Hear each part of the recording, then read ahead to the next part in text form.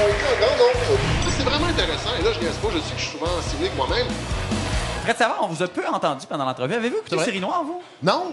Non? Mais j'écoute pas beaucoup la télé, moi. Non, non. Non. Vous êtes le seul membre UDA à pas avoir écouté cette émission-là. Avec vous? Vous n'avez pas Oui, écouté non plus? malheureusement. Ouais. Mais moi, J'ai j'aime reçu le mieux DVD à jouer Noël, à la mais- télé que l'écouter. Ah, vous aimez mieux jouer. Et moi, je suis plus un homme de théâtre, alors j'ai plus connu, moi, Monsieur Les Tourneaux au théâtre, à la Licorne, avant que tout le semblant, monde le connaisse. semblant. Ben oui, oui, oui, absolument. Ça me touche. Moi, ça fait 20 ans que je vous connais. Là. C'est pas un Ben homme oui. de télé, sauf qu'il a tout réécouté les Cormorans 10 fois. Ouais. Il l'écoute comme une pièce de théâtre. Pour C'est vrai, vrai, mais mais Écoute oui. les cormorans. Oui, oui, mais c'est bon, Cormoran. Mais là, les gens sont tannés de ça. Ça se déroule pas si loin Les, de Québec. les gens sont C'est tannés et les gens commencent à parler dans la salle. Ils veulent entendre absolument Fred En Savard. tout cas, moi, je veux la faire. Là. S'il ne veut pas l'entendre, je veux au moins la Fred faire. Savard, Ah, vous êtes bien messieurs. gentil. Ouais, pour ceux qui écoutent en permanence la radio de Ici Première, oui, il en reste quelques-uns. Vous m'avez certainement entendu jeudi à l'émission Plus on est de fous, plus on lit, alors que je t'ai invité à tailler en pièces un très mauvais livre intitulé Les Boomers sont-ils coupables d'un auteur dont nous tairons le nom puisqu'il doit nous écouter et adorer l'émission. Sincèrement, qui n'aime pas notre émission? À part moi, qui a des réserves sur certains segments. Et d'ailleurs, j'aimerais remercier l'équipe de Plus on est de fous, ma nouvelle famille, je dois le dire, hein, qui m'ont invité. C'est une émission que j'adore, car contrairement à la nôtre, elle n'est pas soumise à la dictature du rire. Et on peut y réfléchir pendant 5 minutes sans qu'on nous presse de faire une blague afin de calmer les angoisses de l'animateur qui se shake la jambe sous la table. Donc, mon passage à cette... Ah, les gens applaudissent aussi. Oui, deux personnes, c'est extraordinaire. Donc, mon passage à Ça cette... vous en fait du public? Donc, mon passage à cette émission a créé un certain remous chez les boomers, cette génération omnipotente qui n'en finit plus de nous casser les oreilles avec les Rolling Stones, l'Expo 67 et les coûts du système de santé. Mais il se pourrait que la dictature des boomers tire à sa fin, Jean-Philippe, puisque nous vivrons un tournant historique le 19 octobre, jour des élections. Vous savez, j'ai été souvent assez dur avec la génération des Y, les qualifiant de petits égocentriques incultes, juste bons à se contempler le nombril du haut de leur ignorance crasseuse. C'est qui a dit ça?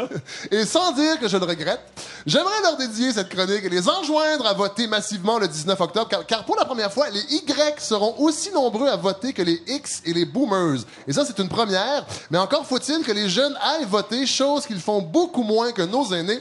Et ce ne sera pas chose facile, puisque la presse, dans un autre de ses articles exclusifs, nous apprenait que le gouvernement de Stephen Harper a complexifié l'exercice du droit de vote grâce à une loi adoptée l'an dernier. Si j'étais moins cynique, je refuserais de croire que des politiciens puissent changer des lois pour nuire à l'exercice démocratique des jeunes générations, cette semence de demain, ce Jizz du futur. Eh bien oui, ce gouvernement ne veut pas que les jeunes se présentent aux urnes et préfère compter sur les votes des personnes âgées qui pourtant seront les prochains à se mettre eux-mêmes dans l'urne lorsqu'ils redeviendront un petit tas de poussière, laissant un monde pourri aux plus jeunes. Et ce n'est pas pour rien que ce gouvernement qui n'aime pas les jeunes vient justement de promettre un ridicule crédit d'impôt pour les membres de clubs sociaux tels que les Kiwanis, Richelieu et Chevalier de Colomb, qui ne comptent que très peu de jeunes, soyons honnêtes, bien que le culbutage d'une chèvre, comme on le pratique dans les Chevaliers de Colomb, me semble une activité assez rigolote pour de jeunes hipsters en mal d'ironie.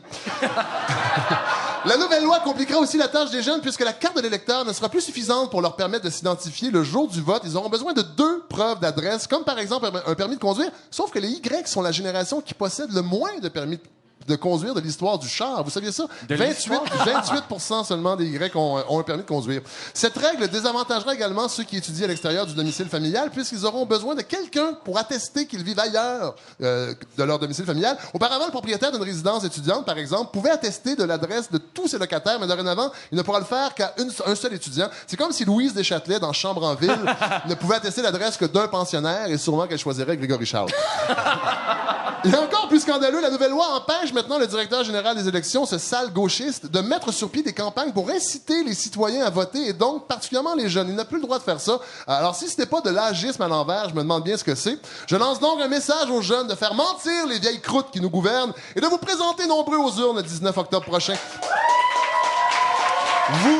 Vous compterez pour le tiers de l'électorat et votre vote aura un poids. Donc, si vous voulez un gouvernement plus vert qui nous obligera à manger du kale tous les jours, il n'en tient qu'à vous.